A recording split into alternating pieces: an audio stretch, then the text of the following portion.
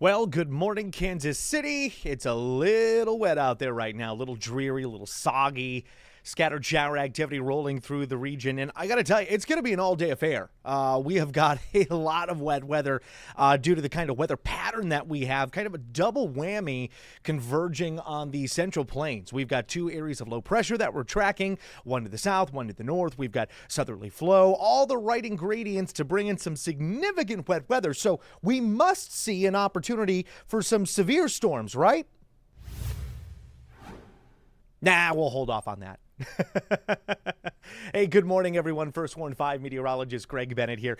Listen, when it comes down to it, a severe weather potential for us is definitely very low. It's all really concentrated further south, much more towards the Gulf coastal areas of the U.S. Now, does that mean that we are completely out of the woods of maybe seeing a rogue severe thunderstorm warning? No, not necessarily. But it's more likely we're just going to see wear and tear kind of thunderstorms and showers as we progress through the day, including the peak heat of the day, which is about mid to late this afternoon, even into the early evening out there. But it is an all-day affair of wet weather out there, scattered showers, scattered thunderstorm activity. So I want you to be ready for this. I'm going to show you the next 12 hours. And this is what we're dealing with. Low 60s to start us off, mid 60s by afternoon, more mid 60s as we move on into the early evening here. Do you see this? I mean, it's all because of all of the wet weather and the heavy cloud content that we're dealing with. Even though we have a nice southerly flow at this time, it's just not enough to push in enough warm air to get us into those 70s out there for this afternoon. Too much cooler rainfall, and obviously the heavy cloud content's not doing us any favors. So it's going to be a more mild afternoon temperature-wise. And then, of course, as we make it towards the afternoon, we'll have just enough warmth out there and a little bit of instability to properly pop in some isolated thunder boomers. So when it comes down to severe storms, we talked about that. It's on the lackluster side. But listen, even if we don't make it to a severe thunderstorm warning criteria, we could still have some pretty impressive storm activity just in general. You know, remember, with the criteria for a warning for severe weather activity is at least gusts at around 58 miles per hour and, at least on radar, quarter-size diameter hailstones. We could still see marble size or pea-size hail and gusts at 45 or 50 miles per hour within these storms, but it's not enough for a severe thunderstorm warning. So we could still have some beefy storms as we move forward into the afternoon. I do want to show you where we're at with the future forecast data. I'm going to pop that in there right now. It's going to take a quick second to load in. There we go. So scattered showers and storms. This is a low pressure system. We've got two, but we're really going to concentrate on the one that's to the south of us, just over around Oklahoma and southern central areas of Kansas. It's going to lift to the north here and kind of shift over towards the east as we move through the day today. But let's move on forward we'll get into the afternoon, about lunchtime. And you can see how we start to lift some of that stronger storm activity out of the south there. Benton, Pettis counties, maybe off around Henry County, moving up towards Ray counties. You can see some of the storms out west, though. That's on the backside of the low pressure system. All of those reds and oranges and yellows, all indicative of getting into actual storms. So those are the areas that we really want to watch out for. We'll see it here. It gets a little bit closer to home as we move on into about 1 or 2 o'clock in the afternoon. There you go. Very, very isolated here, but scattered isolated pop-up storms, right? There's not this broad kind of one big line of storm activity moving through the area. It's almost like popcorn, how it just pops up here and there and there and there, but there's a lot of them that pop up. This is why we call it an on and off day of wet weather, of thunderstorm activity. I think our best bet for the storms, though, late afternoon, early evening here to the metro. You can see that really trying to push on through between about 4 or 5 and continue till about 7 o'clock at night. Even a couple more trying to surge itself in as we finally wrap up that low pressure system and it tracks out towards the east. We are going to change wind directions as we get to this backside of the low by the end of the day. Instead of having a southerly flow or wind coming out of the south, we're going to start seeing wind come out of the north and west as we move on into the day side. A little bit of a drier trend takes over for us for Tuesday.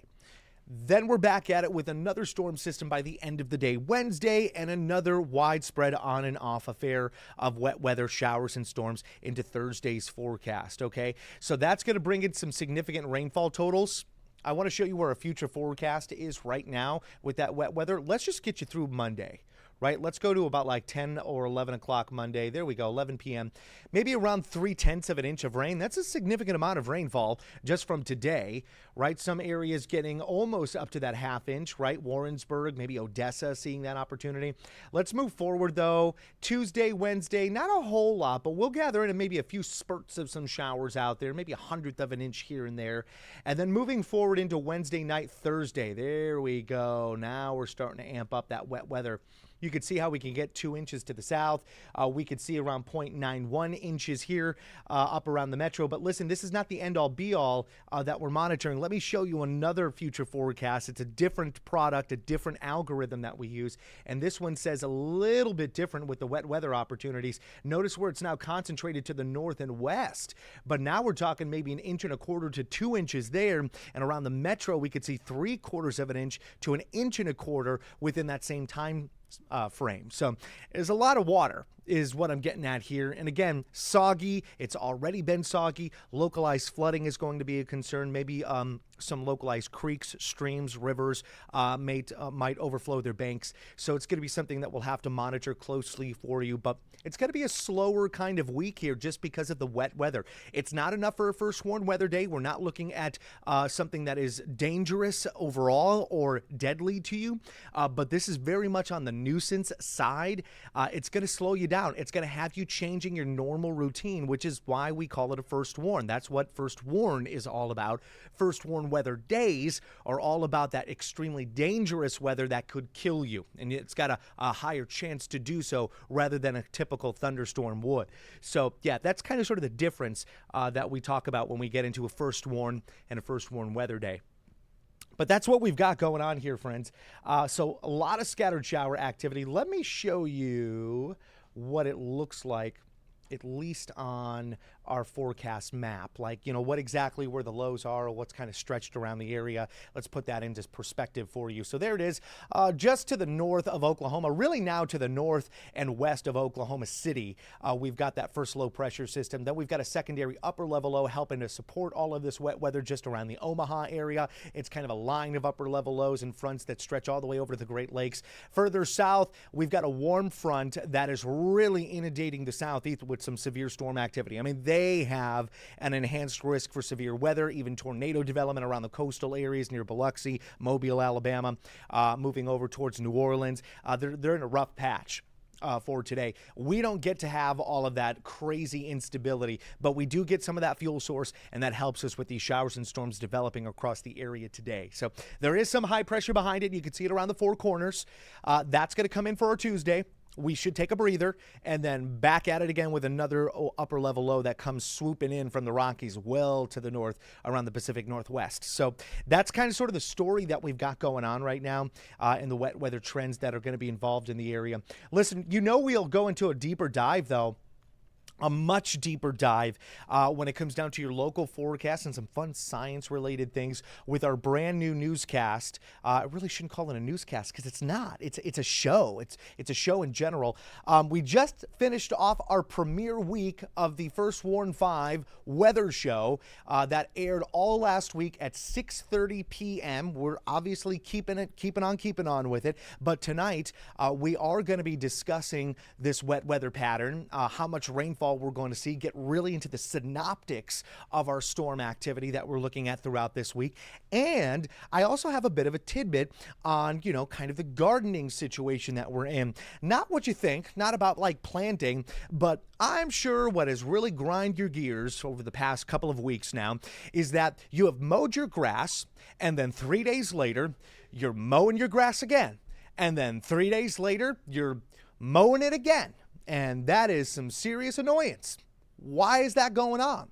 We're going to explain it. We're gonna drop some knowledge on you on why we're kind of in the peak grass growing season right now, and what you can anticipate moving forward here as we get into the summer season with that grass growth rate. I've actually got that broken down for you coming up at 6:30 p.m. So well worthwhile to check it out. Great show out there. But listen, you can always tune in with us. It is now 8:19 in the morning. Tune in with us. We're gonna do a break in with CBS News. coming up here at about 8:25 in the morning. Then we'll do another weather hit over at My KC Live between 9 a.m. and 10 a.m. Then we've got the noon, we've got the 3:30. We've got you covered on all bases here, and obviously we'll do more updates on live streaming too. But wanted to give you kind of sort of the heads up.